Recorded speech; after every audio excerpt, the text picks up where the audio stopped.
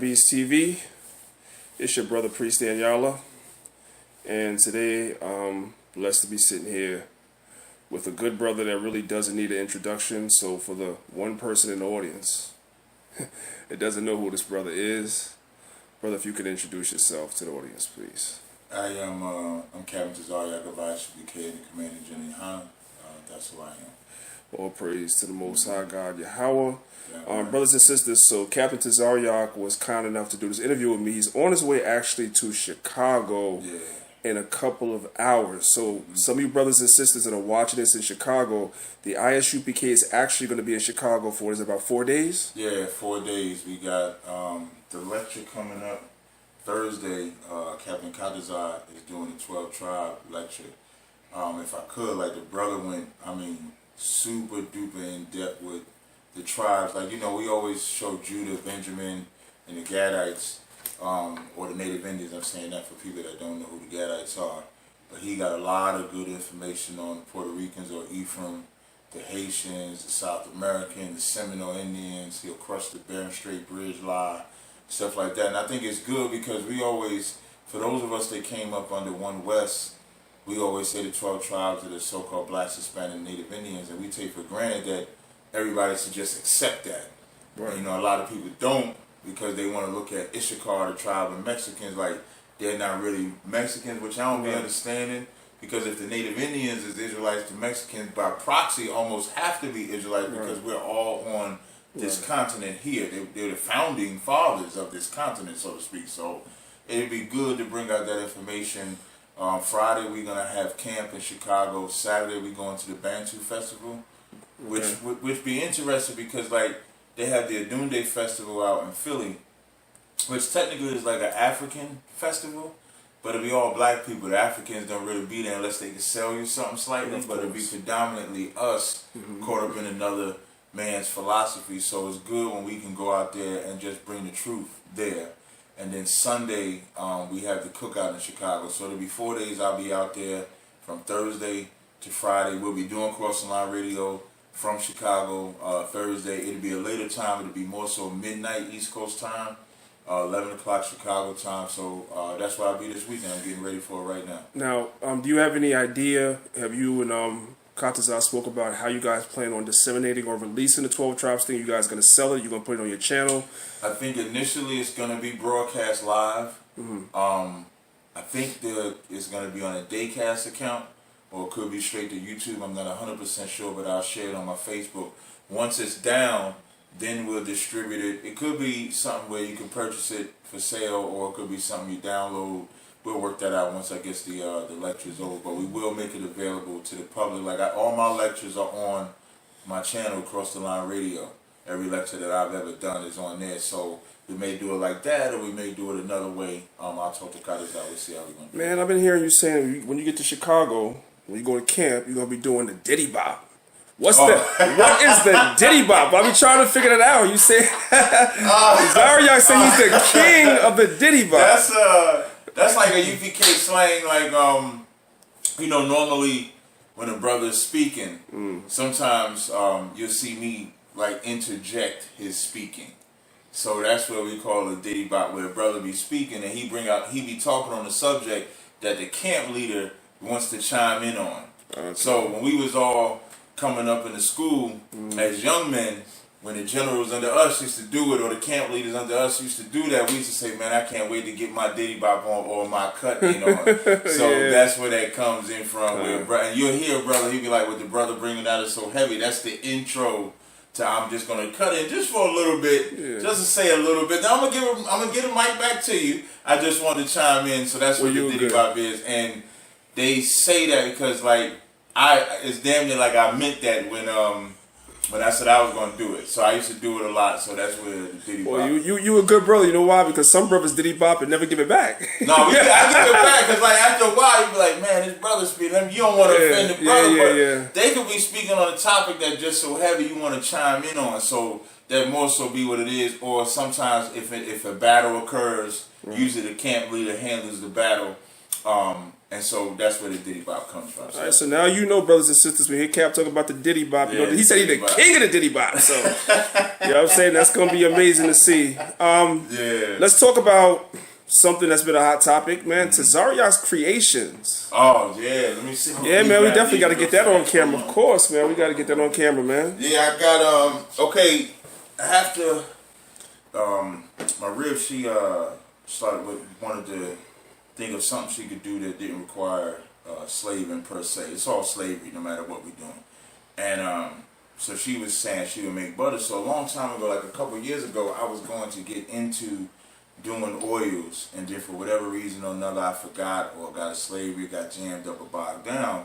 And so I started just getting regular oils. So I was getting the Frankenmurs and stuff like that. And then one day I made my own. I was only making it as for my person. I wasn't making it thinking like for selling or anything like that. But then when I made that fragrance, it was so good, and I let my wife smell it. And when she smelled it, she was like, "Damn, you should sell that as a fragrance." So that's how I came up with this first one I got, which is Fourth Dimension. This is the original one, the yellow one. Mm-hmm. And I didn't have the name Fourth Dimension initially.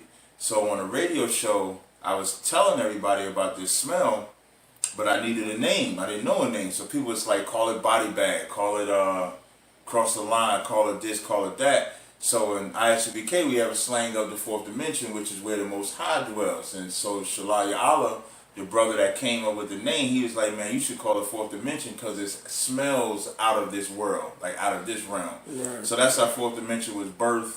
And so Tazaryach and Lily's Creations is Fourth Dimension is a product of that. So we sell like whipped body butters, any fragrance you want. Like we can put these oils in there, or any of the mangoes and the pineapple. You know, the scents lavender, Frankenmur, any of those scents you can put in there. And then the oils, like from what I'm told, I sell this too cheap. Like, cause I sell this $15 a bottle, which if you're in New York area, that's a pretty good price. But everybody says I could sell this for more, which lets me know the price that I have is the right price, because it's not about raping my people. It's about providing a product that's affordable and they can appreciate the value for the buck. So these are $15 a bottle. So I have Fourth Dimension men and women. This one here, I have Fourth Dimension black as well. And then I also have Fourth Dimension, this one is called Give 'Em Some. How I came up with the title Give Him Some or Give 'Em Some there's a fragrance that I didn't create called Lick Me All Over that's real popular for the sisters. And so this was an answer to the sisters, because I try to parallel them together. So if they had to Lick Me All Over for the sisters, the Fourth Dimension Give 'Em Some, this is for the brothers for that. And then also, which I gave to you, was Fourth Dimension Blue for men and for women. That I gave Daniela. It smells awesome, brothers and sisters. It smells absolutely awesome. And you also got body butters as well. No, you don't have I don't have. Yeah. Well, I got two, but they're in my suitcase. I would have to unpack the suitcase to show you them. Wait, I think I might have one over here. Hold on, let me see. I might have one over here. But see, I don't want to show this one because it ain't really, like, it's kind of like an old model, so to speak. It's not the, no, I don't think it's worth showing that one. Because it's not the, it's like, so like this one is pink sugar, but the bottles don't look like this anymore. Yeah, it has a label on it. Yes, because it's just been sitting. I've had this one as a sample since like April, so it doesn't look as good. So, but we do have body butters, any fragrance you want. Those are also $15. You can go right on the Etsy account that we have. Just Google or search Tazaryach's Creations. You'll see it live on there. We ship it out pretty quick. Once you place the order, we try to ship it out in a day or two. It's priority mail, so you get it in a day or two depending on where you're at. And customer satisfaction has been great. Feedback has been excellent. Any issues? We haven't had none. But if you do have an issue, we don't have a problem. You message us, we resolve the issue. So it's been working out pretty good. Yeah, definitely, man. And y'all should support that. Definitely. Let me tell you something, brothers and sisters. There was an oil when I was coming called patchouli that stink. You know what I'm saying? Yeah, I got patchouli as a body people buy that thing. There, yeah. Does it smell better as a body butter than it does as a? But you just got it because of the customers, right? It's almost, yeah. What's interesting? My mother mentioned patchouli, right? And then Sister Tazaryach mentioned patchouli. Right. Yeah. So only because people started mentioning, I bought it when I first bought it. I said, man, this is a fragrance.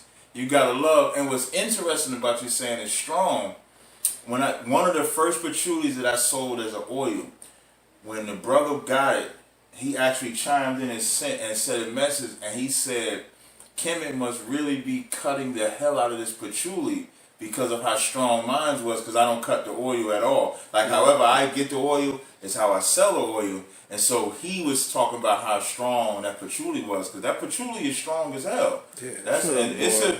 You gotta really like patchouli. You know what? Maybe it is, and maybe what I'm missing is that it don't, to me, and I'm not trying to, because you sell it, so I'm trying to pick my words well, right? No. It don't smell the best in a bottle, but maybe when somebody puts it on their body chemistry, maybe it smells better when it's on them. But that don't bother me, because I feel the same way about the patchouli, that when you smell it, like, it's strong. Yeah. When you smell it in the jar. Like, I had it in the jar, and when I smell it in the jar, but the body butter does smell better. Okay. The oil still smells strong, but, once you put it on your skin, it might be different. Right. You know what I mean? But that patchouli does sell, though. I know it does, man. Yeah. So you got to keep it. I always used to have that shit on my table, too, back in the day. I mean, it's a few scents I have that I don't personally wear, but people like them. Right. So I keep them. So I didn't even realize, like, myrrh by itself is not the best smell either. I said, thank the Most High that he mixed them both. Like, myrrh needs that Frank. Like, you need that Frank with the myrrh. Because Frank smells good by itself, but the myrrh, that's another one that's the perfect blend the Most High made, that Frank and myrrh. It has its spiritual purposes in the scriptures, man. Absolutely. So, all right, so the ISUPK has that going on, and we're going into August. And I know from the end of August going into September, you guys have some stuff going on. Yeah. So let's talk a little bit about what you have going on a month from now. August 31st, we have our annual cookout that we do in Marcus Garvey Park every year. That's invited to the public. I always love to invite my Israelite brothers, no matter what camp you're in. Camp is a little funny for me, because I usually look at camp as what we do on Saturdays, but we're schools.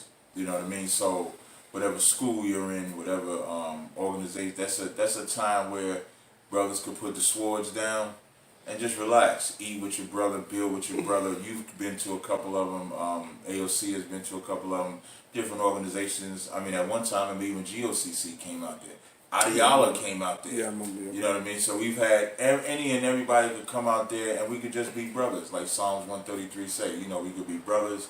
We could dwell together and build something that can maybe carry on past that cookout. You know what I mean? Which is what I want. A lot of relationships that I do have with brothers that are not in ISUPK was birthed from doing events like the cookout, and even events that y'all had that I have gone to as well. And then the next day, I'm doing a lecture called Surviving Christianity. Yeah. And what I want to do with that Surviving Christianity, and it's kind of good that Sanetta has been doing them interrogations, which we're gonna get to. Let's not go there just yet. No, I'm just gonna touch on that for 1 second. Just like it's good in the sense that when he has them pastors on there, and you see the doctrine and stuff that they continually teach and force down our throat. Like, I debated a pastor, and he wants to convince the world Adam and Eve was the only people. Abraham and Sarah were brother and sister. Christ was immaculate. God loves everybody. The covenant is for everybody. In 2019, we're still not realizing that the Bible is just a historical record for Israel. So you'll see a mention of Assyria or Egypt or Ethiopia or Moab or Ammon, but it's primarily about us. So if that book is primarily about us, nobody takes any other record and try to force everybody into it, except maybe the Quran, which try to patterns after Christianity. But nobody else try to do that. So it's interesting. So from that, I want to take the Surviving Christianity and just show how Christianity, number one, there's two forms. There's the white version and the black version. The white version is not pacifist at all. The black version is straight pacifist. The white version, they're going to tell you God loves everybody, but if you come at them, they will fight and defend themselves and kill you. That's right. The black version is no matter what you do, we will forgive you. Like that movie with about Nat Turner is a prime example. Like, we know the version of the Bible that they gave the slaves, but what we don't recognize or see from that movie is that they used the black preacher to push that doctrine. So Nat Turner just happened to be one of the ones that when he read them scriptures, he got tired of giving them what Massa wanted to give, and he started giving us what real freedom was. When he said, "Let high praises of the Most High be in one hand and two-edged sword in another," you had some pastors that was like that. Denmark Vesey is another one. So you got a few pastors that would have it, but you had a ton of them that wouldn't. And so you're seeing the generational destruction that Christianity has given. So I want to show it from there all the way up. And so how we survive that is not by throwing the records away. The KJV, to me, is a perfect translation of the Bible. Not perfect in the sense that it goes word for word, because I think people misunderstand when you start talking about translations. Translation from another language to another language, you're not going to get the literal word for every word.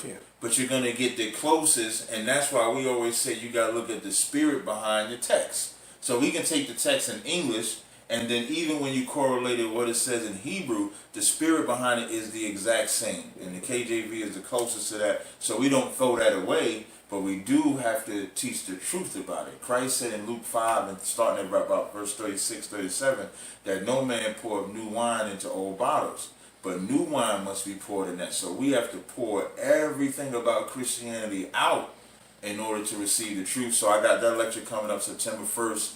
That'll be at my school in Harlem, 2279 3rd Avenue. It'll be at, I believe it's 2 p.m. It might be 3 p.m., but I believe it's 2 p.m.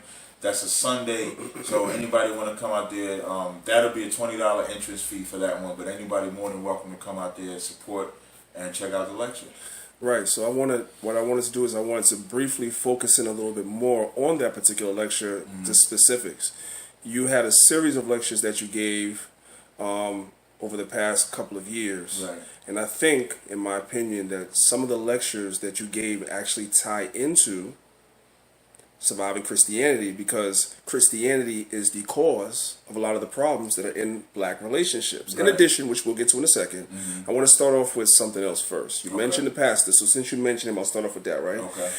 We both heard this pastor, this man of God, and I have my quotation symbols up behind the screen. This man of God say Adam and Eve were the only people on the earth. And then when he was asked by Sanetta, or was it you? You can correct me if I'm wrong. Did they commit incest? And he said yes. And we know, speaking of your lecture, Surviving Christianity, we know incest is a huge problem in the Christian church. Absolutely. It is enormous. So this is right on time. Go ahead, talk about it. Yeah, like the incest, whether it be from molestation, whether it be from raping, that's one of the main points of it, because like the minute that you say incest was okay, what you're really telling the average person is that it's okay to do something wicked because God okayed it for a time. And that's what Christianity teaches. So if they're saying incest was okay at that time, then why can't incest be okay now? I like my sister. I like my brother. My son should be okay. My daughter should be okay. And if they don't understand it because they're a child, I will educate them and I will groom them into it. And so you got to imagine what molestation, which I've done lectures on that. I've done no homo. I've done child molestation with irritated genie. But that was probably one of the most powerful lectures I've done, if I could sidebar, because you had a Pan-Africanist brother, which is irritated genie, and you had a diehard Israelite brother, which is myself. And we came together to do something that I think you, myself, the other brothers that have interacted with the so-called House of Consciousness, Shar, all of them brothers have said, let's build like that. Why do we have to always have this collision of Kemet versus Israel, which is going to go nowhere? Let's do this. And we was able to show the generational plague of incest or molestation or of raping, and how the damage that creates generationally. It'll get to a point to where it will be the norm to sleep with your sister, or I can't even say sleep with your sister, to rape your sister or rape your child. So that's one of the things that we have to touch on surviving Christian, on twofold. Surviving Christianity from the molestation that takes place in there. I mean, I think it was in Brooklyn that they came out with it again, where the pastor was raping, was it the son or the daughter? Or something like that. So that's because they believe, like, you got to think about the psychology. Right. if they believe Adam and Eve was the only people on the planet, then they're saying Adam had in order to procreate. It wasn't just Adam's sons. Adam had to join in the foray. So it's just one big old everybody just sleeping with everybody. It's a family affair, like the song, family right? affair. Why would and that's it's so disgusting. But that's the very nature of mankind. Like without the Bible, there is no law that could really govern us spiritually and properly that would actually save our life. Like when you think about it, homosexuality is only wrong because of the Bible. That's right. Incest because of the Bible. The food we eat because of the Bible. What we're supposed to worship because of the Bible. And all of them rules is what really would help us stay alive. Christianity, the black version, you would think, I remember when Magic Johnson, when that cat, Donald Sterling, for the Clippers, has said that about the black basketball players. Black basketball players ended up staying. I think they went and played a game. They started with their jerseys inside out. Like, what the hell was that? And Magic Johnson and all of them was complaining. Donald Sterling cut them to the core to me because Donald Sterling said Magic is more interested in playing basketball with me. Playing golf with me than what he does about black people. He said, my people, we wouldn't let our people be poor. We would take care of them. So now the Christian church, which is supposed to be the forefront leaders of the black community, is that if you go to Harlem or here in Jersey, there's a church like every 3 blocks.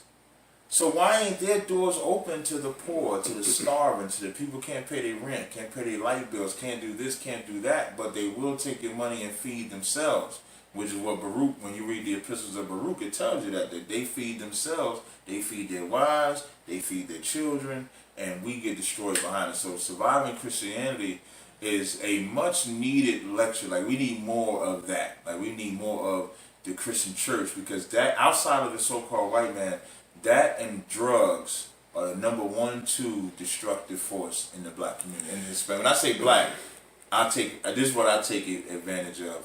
When I say black, I'm always including the 12 tribes, but I never say it. So I'm talking about the blacks, Hispanics, Native Indians in America. Right. Another parallel that I made with your lectures as far as the relationship between the Israelite man and the Israelite woman. Another thing that we have to survive out of Christianity is that, I don't know your experiences, but I know that you came from the church. And when I was a boy, I came from the church. And my experience in the church, the roles were reversed. The women in the church were the power figures. They were the ones that had all the control and all the power, and the men in the church were weak and effeminate. You see? So that causes problems in a marriage, because no woman is really going to respect a weak and effeminate man, which is why the divorce rate amongst Christians is in the high 70s, if not higher than that. So that's another thing that, I'm saying, Christianity is doing to destroy our people. Go ahead, you can respond to that if you want to. I appreciate that. And what's heavy is the pastor encourages the destruction of the black household. Because, number one, the reason why the scriptures say, let a woman learn at home from her husband, is because women naturally respect power and people in position of power. So when that pastor's on that pulpit teaching or preaching or whatever, and then he's talking about how these no good men, which is what they do, they talk about the no good man, because the man don't want, most men when they get older don't really want to rock with the Christian church unless they're feminine. So they stay home, and it's their wives that go to their church. And because that pastor is such a good pimp and hustler, he's going to say whatever it takes to keep her coming, even if that means undermining or diminishing your power or authority. So the wife or the woman ends up doing what? Having an affinity for the pastor. If she don't full out sleep with him, she is in love with him to where she'll make his meal, but you won't get the meal. She'll compare what you're doing, and she's saying, well, pastor's doing this and pastor's doing that. And then for the men that are in the church, you're automatically taught to be subservient to who? The woman. When the woman, listen, there ain't, as scripturally based, there ain't a stronger thing on the planet outside of the Most High besides a woman. For all people that say the Bible is misogynistic, the Bible calls her the most strongest thing without the most. If the Most High didn't set them boundaries in place, we damn near would all be worshiping women. That's a fact. All of us would be worshiping women because she's so beautiful. She's so dainty. She's so pretty. We want to please That's her. what the power is in femininity. You don't get that. And that's what's heavy. The power on the left hand and right hand side. Without the Most High, you will literally serve that woman because that's just how powerful she is. And when you go into that church, but when it comes to spirituality and serving the Most High, we can never put a woman on the forefront because she wants to do what makes her feel good. So singing and dancing feels good. Fighting does not feel good. Defending does not feel good. It's too much work. It's too much danger involved. It's too much discipline involved. And she doesn't want that discipline. So when you let her run rampant in the church, you get a bunch of singing, dancing. Them young boys become homosexuals. That's why the choir director is a male homosexual. The drummer is a homosexual. The piano player is a homosexual. They're all homosexual men. And the men are so soft, they'll be talking hard.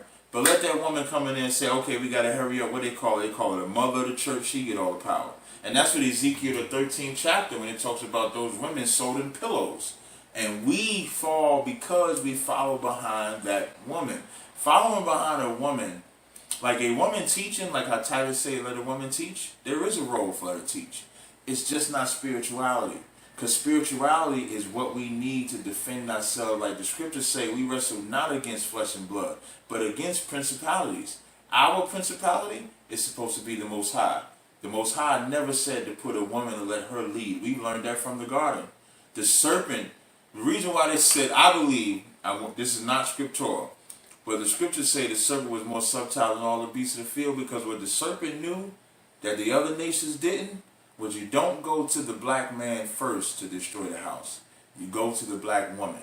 And if you get her to fall for your skill set, she'll convince the man that you're really trying to bind up. So what did the serpent do? He went to Eve. And then Eve came and seduced Adam and then got him to fall. What is the lesson we're supposed to learn from that? Eve could be as powerful as she wants. But when it comes to the Most High, you have to take a back seat. That's no disrespect to no black woman, but that's just a perfect order. And the crazy part about it is the same way we put her in order is the same way we are in order. I have to say con out of one con to men that outrank me because I want to be in order, like the scriptures say.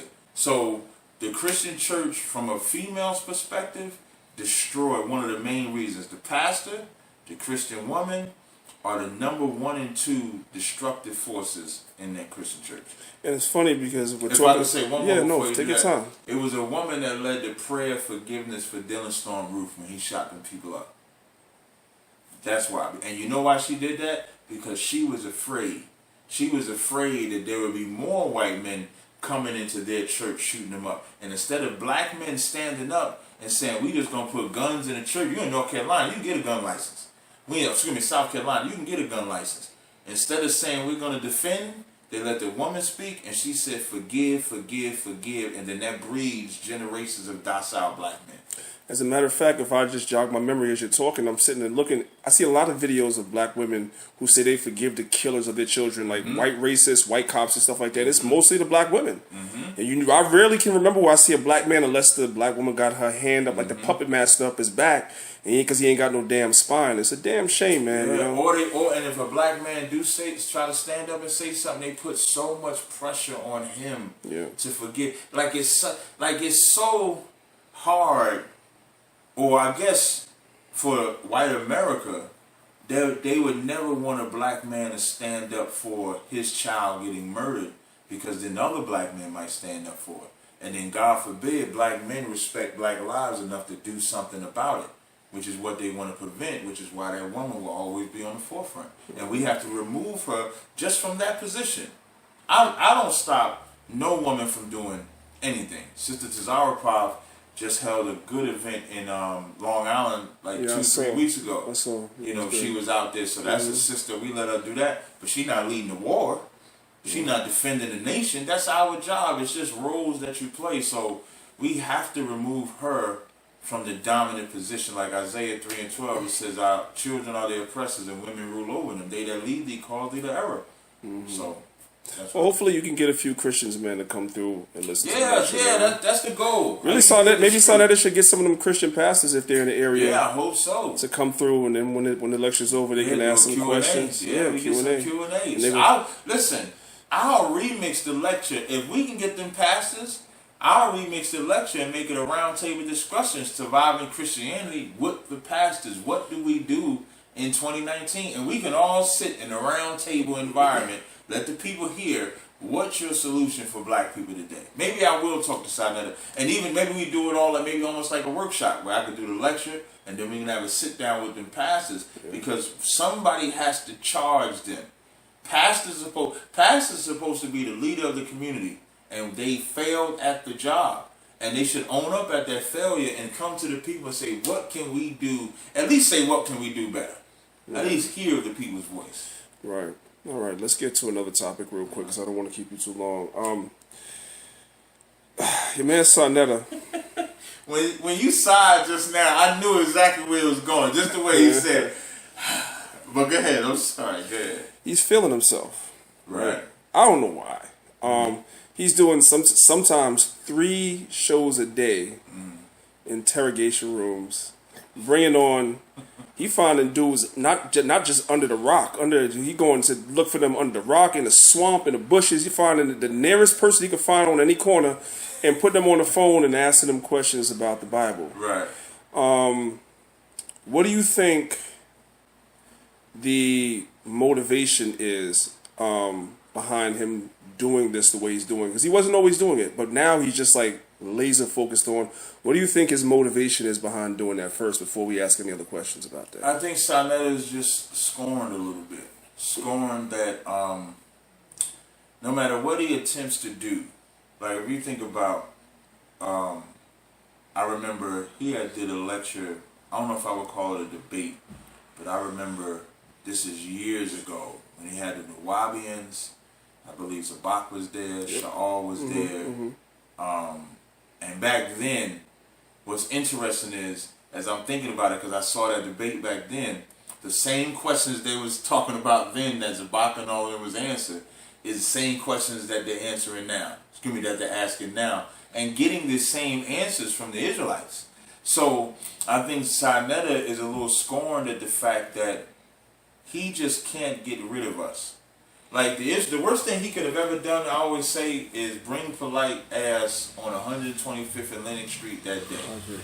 Because once he did that, that followed up with that debate December 7th, followed up by Nasi and Seti's debate, followed up by Kemen on trial, followed up by tons of interactions where he thought he would just mop the floor with the Israelites. He thought that the Israelites would come, my Kemet cats would stand and destroy them.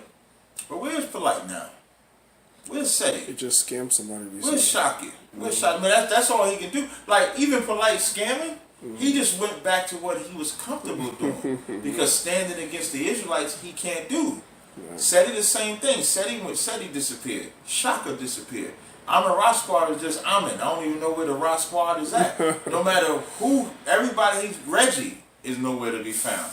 Who else? I'm trying to think. Well, he got the Floyd Mayweather now. He don't need those guys. He got the Floyd Mayweather, and he called Garfield Superman. I almost fell out my chair, man. That's hilarious. Listen, man. That was hilarious. Zion Lex wrong as hell for what he said about the KJV. Yeah. But he been beating the shit out of Garfield. Straight like that. Like, I seen the tape. He asked Garfield to parse some damn Hebrew. And Garfield. Well, what we could do is, what I really said was, me and the Gorilla Hebrew, we could sit down and we could parse it together. And he ended up having to admit that he don't know how to do that.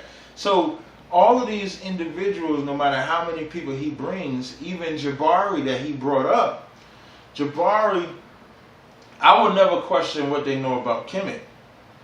To be honest, I don't really care what they know about Kemet, because Kemet's not going to fix black lives. But what they talk about with the Bible, they are super ignorant about. They're not just ignorant. And the reason why I say they super ignorant is because the way they portray to be the authoritative figure. You know what I'm saying? Like, Polite portray to be the authoritative figure. For example, they always bring up that scripture in Ephesians, whether they use the American Bible, where it says slaves be obedient to your masters, or whether they say the KJV, servants be obedient to your masters. And they say, see, the Bible wants you to be a slave. Whereas, if you actually read just maybe 3 verses down from that chapter, it says for the masters to be the same way to the servants, because it's not talking about slavery at all. It's talking about how the head of an organization deals with the underlings or the servants of the organization, and the servants deal with the head, which is pretty much the same thing. You ain't supposed to dishonor or disvalue a brother. So their knowledge is just dumb. Yeah. It's worse than the pastor, because they portray to be the superior knowledge, but they really have none. So it's at this point now where Sinetta is really grasping at straws. Mm-hmm. So he'll find some kiss scripture. He'll find, which, if I could, for the record, Black Jesus would never grab my beard. That's all I'm going to say about that. He would never grab my beard. But, so he'll look up a kiss scripture, or he'll look up David and Jonathan, or he'll look up this. I saw him pull up something with Mikal rather, because she didn't have no kids, but she raised up her sister's kids. It's very clear when you read, if you know, when it says the man whose kids she brought up, when you do the history, you'll see that she just raised up her sister's children. So, and then when we give the answer, it's like the answer is not acceptable. So it's really like Sinetta is just hurt because he can't destroy the Israelites. As far as Jabari being the Floyd Mayweather, I just can't agree with that. Nobody agrees with that. Floyd Mayweather never lost a fight. Right. Never even looked like he lost a fight. Right. The closest I saw was with Shane Mosley, where he got rocked for a second. Yep. But Jabari has lost a ton of times. Just lost to that pastor recently. The pastor was, I think the pastor, I didn't see the whole thing. I saw in and out. But the pastor he debated recently was pretty sharp. Yep. I've seen him lose to a couple of people. So I think that's the thing with Sinetta. So Sinetta is like, he's gonna destroy. Well, excuse me. He believes he's gonna destroy by pulling out a smorgasbord of lies. So he'll just grab anybody. So he'll grab some cat and say, "Hey, you know the Bible?" They say, "Yeah, okay, I want to drill you. I want to drill." And so in the title, what Sinetta is good at is pumping up or promoting. So he'll promote it up like this pastor, like this great educational scholar, just so that when he destroys him, he can say, "See, this is why we got to throw the Bible away." No, that's why we got to throw him away. But you cannot throw the Bible away, and then the same straw man shit they pull about the Bible, which we actually answer. That's the one difference. The one difference is they'll say, what does John 2:15 say? We could break it down line by line, give you the precept, what it means, in any language, any translation you want. But we start asking them about the Maximum Patah-Hotep. I remember, I don't want to take the credit for it. The brother that started this was, he's an Issacharite, I believe. Yeah, Jashub. Jashub. Yep. Jashub is the one that started with it first. And Jabari, that was another one Jabari ran from. When he brought up the maxims of Patah-Hotep, when it said control her, keep her from power, they start telling us that Budge's translation was wrong. Yeah. So now we want to know whose translation is it. So they cannot, because they cannot defeat the Bible, they'll try their best to just throw a whole bunch of nobodies who nobody really respects. It's entertaining. Like, I watch it, I sit back and laugh. Initially, I was offended at it because I'm like, why are you doing that? But then I started realizing this started after I wouldn't do that sit down with Jabari, which they got in their little panties about, which I don't understand what was the big deal, when all I told them was that when you give me a prime pastor to debate, then I'll debate Jabari. I never said I wouldn't debate Jabari. I just wanted a pastor first because he gives them what they want, so give me what I want. Now, you know, can I say something real quick just to cut you in? Mm-hmm. They try to do comparative analysis. What I mean by comparative analysis is this. Garfield, Polite, Jabari, men like that, they're like, we want to debate General Yohana. Well, this is my answer. I'm not in ISUPK, but I did come up with General Yohana. General Yohana is a leader over an organization that has probably 10,000 members. Mm-hmm. How many members are in the Shrine of Ma'at? Y'all not the same. Does Jabari have 50 people in there? Does he have 25? And even if he has 25 people, do you having 25 members of your organization equate to debating a person that has tens of thousands of members? That doesn't even make no goddamn sense. It don't. Garfield don't have it. Who's in Dagger Squad? I mean, really? It used to be Rob Bond. Yeah, who's in there? So it's not the same, man. Right. So you would not. You would never get you. They lucky that they get you. Which is what I always try to tell people. If you can get past me, then maybe you can get to the next level. Right. And that's what anybody. I don't want to make it seem like no, but it's what it is. It's an organization. But, right. If someone came in your organization, they would have to get past whoever is right under you. They would at least have to get past him before they get to you. That's what a normal hierarchy is.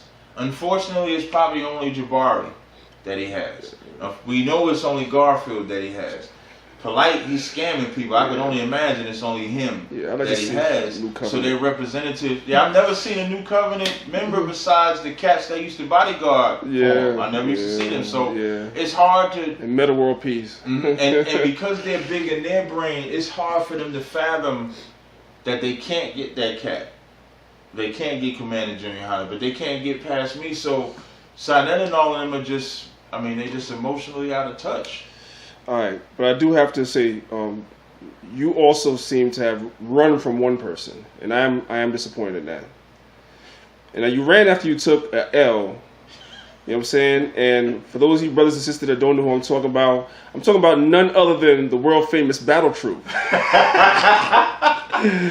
Battle Troop said he destroyed. Battle Troop said he destroyed you so bad that you ran from him. I didn't even see and that. And now that nigga over there, he on this channel talking to himself. Yeah, man. Like Battle Troop. Number one, I didn't know who Battle Troop was. My brother was telling me this cat, Battle Troop, he in the battle world, which everybody knows I love battle rap. So he's like in some battle world, so he was gonna call and do some questions. So we entertained him the first day with the whole Adam and Eve was the first person, and he's the one that said incest was okay. So I said, well, just show me where it says Adam slept with anybody where incest was okay. He could never show it. And so we had agreed to do the debate the following week. Now, after I had agreed to it, I actually regretted that I did. But because I agreed to it, I was going to do it. And then Thursday morning, somebody, I don't know if it was Sinette I was talking to, I might have been talking to you. And they was like, yo, you got to see this video with Battle Troop talking about, you know, when he was in prison, he saw he had a homosexual inmate, and he thought about getting some head from him. And when I seen that video, it just like, I don't know, I can't entertain that. I couldn't. So like, it was like, and then he didn't just say it in one video. Nope, you said it in a few. He said it in a few videos, and I don't know what the goal of that was. And I pride myself on who I take. Like, if you call a show randomly, and I told him he could still call a show, I could show the message. I said, if you want to call the show as a regular caller, you can. But we're not giving you, because we was going to give him screen time. Like, we was going to let him join our live stream. Right. It was supposed to be 8 minutes apiece, and we was going to give him the 8 minutes. So I said, you can't get that. But if you wanted to call the show like a regular caller, you can call the show as a regular caller, but we're not going to do it the other way. So he declined that. I don't know what he said since then, because that's the last communication that I've had. But we were supposed to debate Immaculate Conception. So are you saying to the audience that if you happen to find yourself in an unfortunate position of being incarcerated, and you get a new inmate, you start having fantasies, are you insinuating to the audience that's homosexual? Is that is that what Captain Tazaryach is saying? Exactly. The fact that he said it. Man, I'm gonna tell you what made me realize that he more than likely did it. When you watch that video, one of the clips he says, he was my cellie. So if I wanted him to do it, he would have just done it. As if he was the man punking individuals. Now, for him to feel that comfortable saying that just gave me the vibe that he more than likely did it. He more than likely did it, or had the temptation. And you can't imagine if I do that. If I could let you come and keep that thought, right? Mm-hmm. He's also on record saying that Adam and Eve are the only people, and they committed incest as well. They would sleep with their kids. He's on record saying that. So it all ties in. So a man like that would believe that you can do these things, which is why we have a lecture called Surviving Christianity, because Christianity makes you believe that if you're in prison, having sex with a man is normal because you're in prison. Remember when I told you in the beginning, when we believe that incest, God okayed incest, what you're really saying is God okays sin in the certain situations. So you could be a homo in jail because, God forbid, you just abstain from sex. I mean, you just got to have sex, and if there's a man with a hole, I'm gonna have sex with that. Without that Bible, it wouldn't be unnatural for what he said. It's because of that Bible, because we have laws that when we hear a man saying a homosexual came in his cell and he thought to get some head, I would never even, I've never had a thought like that, but I for sure wouldn't put that on multi streaming outlets to say that. So if that cat want to believe he beat me, by all means, listen, he can believe, obviously he believes a lot of lunatic stuff. He believed Adam and Eve committed incest. They were naked. They were literally naked. The snake could talk. The snake could talk. He said all of Genesis is literal. That's what he said. He said all of that is literal. So I guess the evening and the morning is the first day is 24 hours if it's literal. Yep. When we know it's a span of time. And angels came down and had sex with women, Genesis 6, all that good stuff, man. Listen, hey, you black women, y'all, I don't know a more beautiful creature than you, but you're not beautiful to the angels. So Nah, not at all. Beautiful to us, and that's the way you were made. Ain't no damn angel doing no shit. Hey, man, so I don't want to hold you up anymore, man. We appreciate you. You done said a lot in a short amount of time. And I know you got to definitely get ready to catch a flight. Yeah. Anything you want to say closing out? Anything you want to plug? I know you, again, if you want to give them Chicago and your lecture. Chicago, I was trying to find the location in Chicago. I can't find the damn. Let me see if Tazaryach sent his flyer. I see it online. I'll find it and throw it in the video. Okay, I appreciate it. Yeah, I'll be in Chicago 6:30 in the morning. Captain Zakar booked an early flight for me. 6:30 in the morning. The address for it is 938 East 79th Street, Chicago, Illinois. That's tomorrow at 6 p.m. I'll be there. If y'all in the Chicago area, man, come out, man. I love especially you Israelites that's always banging on the chart on the comment boards. Yeah, if you in Chicago and you bang on the chart on the comment boards, be in the building. Captain Tazaryach gonna be in the building, man. Or forever hold your peace. Yeah, don't be a keyboard warrior, man. We got enough keyboard warriors, man. You can get a keyboard. Motherfuckers be having their phone like this, Danielle. I know the Bible, and they just go right and just start typing up. And don't get a like, don't get 10 likes. Now they the super prophets. Super. Yeah, so it's better to just be humble. But again, I'll be out in Chicago. If you have an Etsy account, if you go to Etsy.com, man, you can support Tazaryach and Lily's creations, which is the body butters and oils that we sell. You won't be disappointed. These are blends that I personally made. All 6 fourth dimensions I made. Mix them together. They smell excellent. I have not gotten a bad review on it. So just support me, man, and support all the brothers.